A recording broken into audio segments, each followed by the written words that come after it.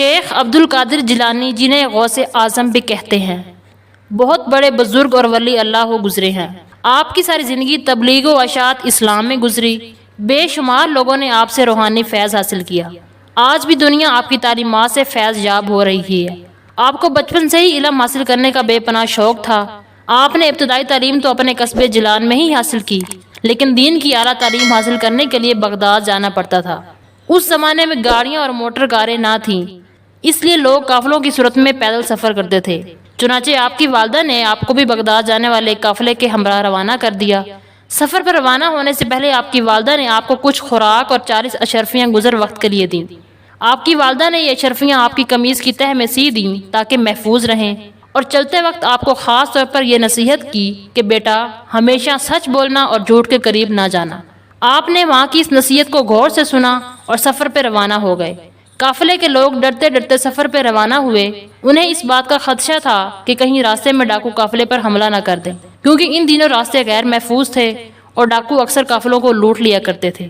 آخر وہی ہوا جس بات کا ڈر تھا۔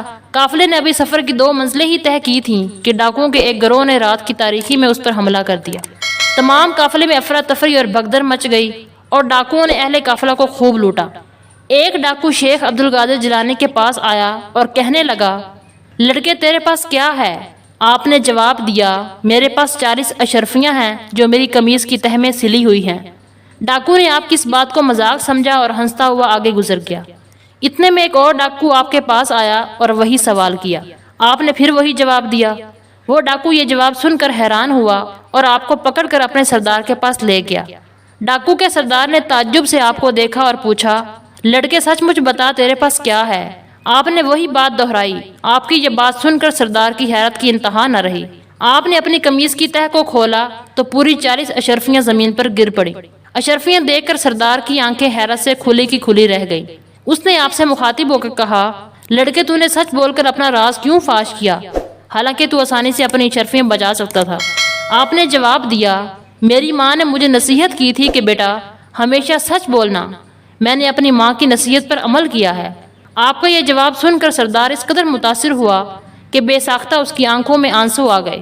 وہ سوچنے لگا کہ ایک طرف یہ لڑکا ہے جسے اپنی ماں کی نصیحت کا اس قدر خیال ہے، اور دوسری طرف میں ہوں کہ اپنے مالک حقیقی کے احکام سے غافل ہو کر بے گناہ لوگوں کو لوٹتا ہوں۔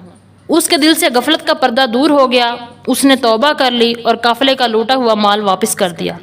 اسی طرح آپ کی سجائی کی بدولت ڈاکوؤں کی اصلاح ہو گئی اور وہ نیکی اور پرہیزگاری کی زندگی گزارنے لگا۔